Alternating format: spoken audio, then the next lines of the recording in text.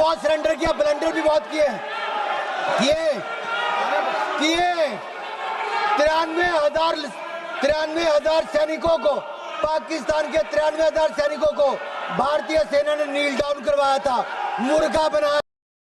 पहलगाम में हुआ उसका उल्लेख यहां पर जितने सांसद आज तक विपक्ष से बोले हैं, किसी एक भी सांसद ने खड़ा होकर यह नहीं कहा कि इस आतंकवादी हमले में धर्म पूछकर कलमा पढ़ने के लिए बोला गया, पैंट उतार कर देखा गया, फिर मौत के घाट उतारा गया।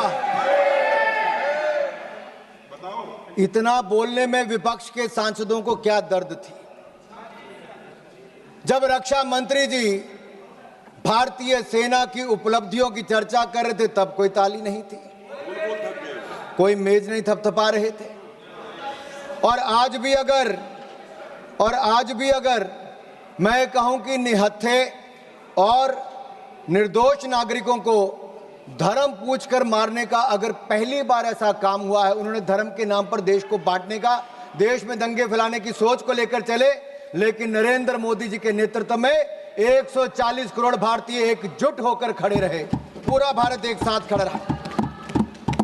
उस शाम भारत के घरों में दिए नहीं बले, दिए नहीं जले, यहां तक कि रात में घरों का चूल्हा भी ठंडा पड़ा रहा। 26/11 के हमले में जो कांग्रेस इंतजार करती रही कि शायद दुनिया की कोई और ताकत आपको परमिशन देगी, we will not wait for the permission, we will strike with precision.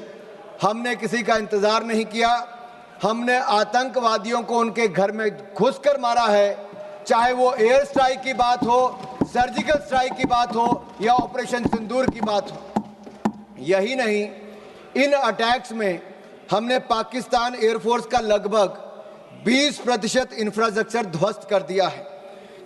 पहली बार है कि दुनिया के किसी न्यूक्लियर कंट्री के एयरफोर्स के कैंप्स को नष्ट करने का काम किया तो भारतीय सेना ने वो भी करके दिखाया है। कांग्रेस ने बहुत सरेंडर किया है, कांग्रेस ने बहुत सरेंडर किया, ब्लंडर भी बहुत किए 93,000 सैनिकों को, पाकिस्तान के 93,000 सैनिकों को भारतीय सेना ने नील डाउन करवाया था, मुर्गा बनाया था, लेकिन इंदिरा गांधी ने सरेंडर किया।